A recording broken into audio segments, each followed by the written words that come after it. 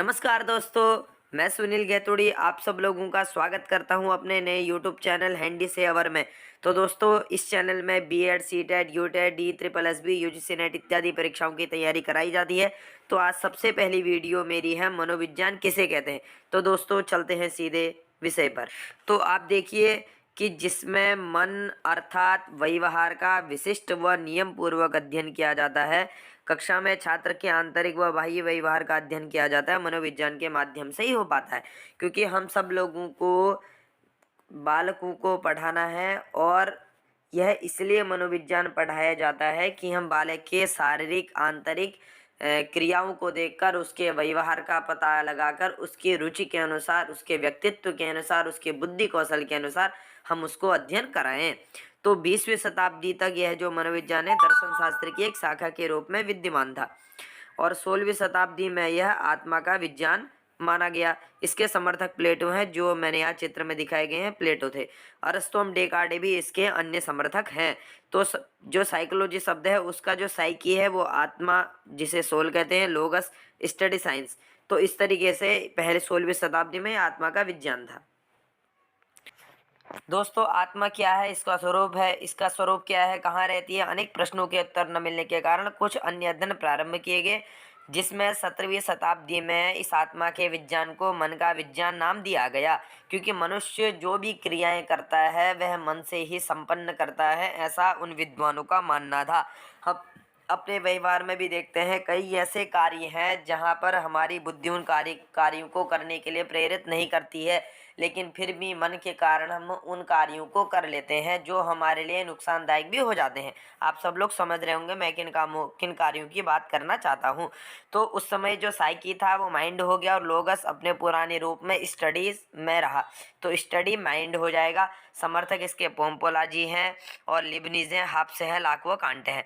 फिर 19वीं शताब्दी में यही मन का विज्ञान चेतना का विज्ञान कहा जाने लगा और साइकी को कॉन्शियस कहा जाने लगा। समर्थक थे इसके विलियम वुंट, जिन्होंने सबसे पहली मनोविज्ञान की प्रयोगशाला बनाई 1869 ईस्वी में जर्मनी। ये देखिए 1869 ईस्वी में ये जर्मनी का है कि लिपजिंग, वर्तमान में जो इसको कार्ल मार्क्स विश्वविद्यालय कहते हैं, और ये संरचनावाद के भी जनक विलियम वुंट हैं। तो इन्होंने सबसे पहले मनोविज्ञान प्रयोगशाला बनाई 1879 ईस्वी में जर्मनी के जिप्लिंग, वर्तमान मार्क्स विश्वविद्यालय।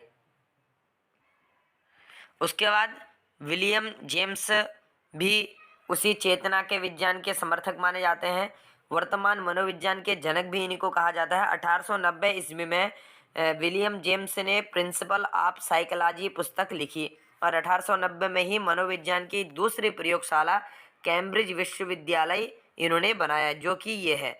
और हर किसी व्यक्ति का सपना रहता है कि मैं कैम्ब्रिज विश्वविद्यालय में पढूं। आपको जानकर शायद हैरानी होगी, कांग्रेस अध्यक्ष राहुल गांधी भी कैम्ब्रिज विश्वविद्यालय से पढ़े हुए हैं। तो दूसरी प्रयोगशाला किसने बनाई? विलियम जेम्स ने।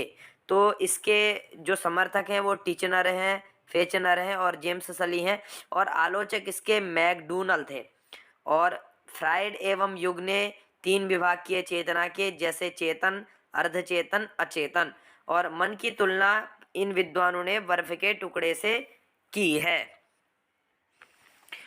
आते आते आते 20वीं शताब्दी में यह जो चेतना का विज्ञान था यही व्यवहार का विज्ञान हो गया, जिसका अध्ययन आज हम लोग कर रहे हैं। वर्तमान में इसे अनुभूति का विज्ञान भी कहते हैं। साइकी शब्द बिहेवियर बन गया, अब होगा the science of behaviour, the study of behaviour.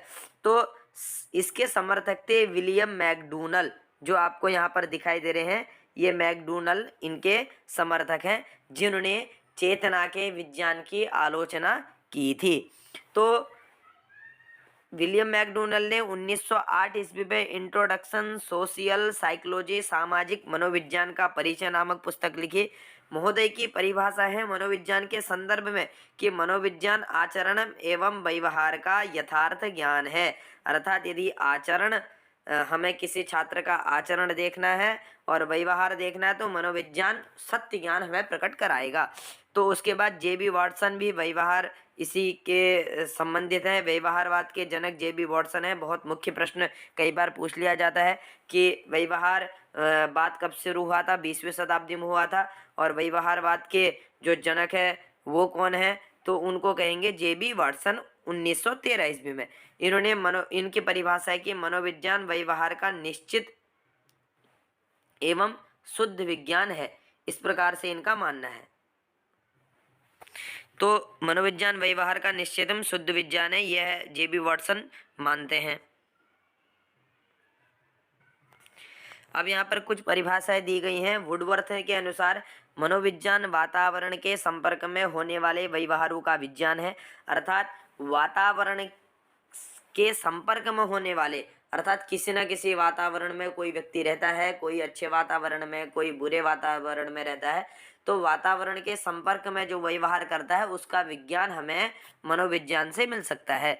Crow कहते हैं कि मानव व्यवहार और मानव संबंधों का अध्ययन भी मनोविज्ञान के अंतर्गत किया जाता है।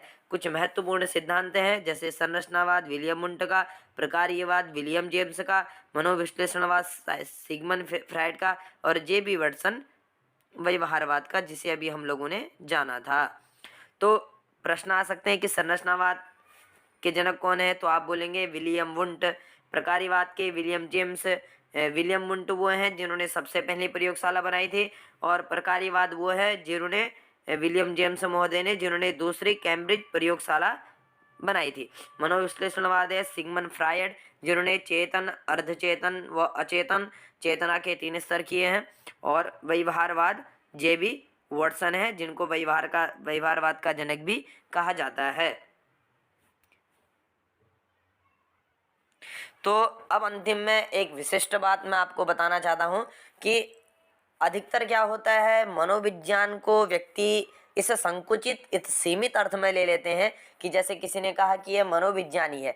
जो मनोविज्ञान के तात्पर्य को नहीं समझ पाता है, वह ऐसे शिक्षक, मनोविज्ञान के शिक्षक के पास जाके क्या बोलता है कि अच्छा आप मनोविज्ञान पढ़ाते हैं, तो एक बात मुझे बताइए, मेरे मन में क्या चल रहा है। अरे भाई, तेरे मन को बताने के वाला विज्ञान नहीं है वह।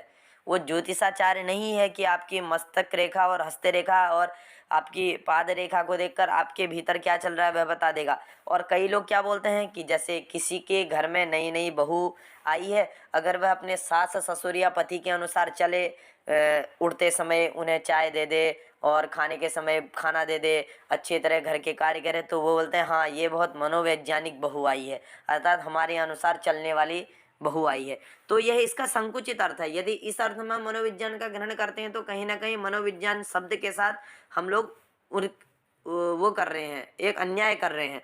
तो अब देखिए, मनोविज्ञान का जो विशिष्ट अर्थ है उसको इस प्रकार से कह सकते हैं। और मनोविज्ञान शब्द का सर्वप्रथम प्रयोग 1590 में किया था रुडोल्फ गोइक्ले ने।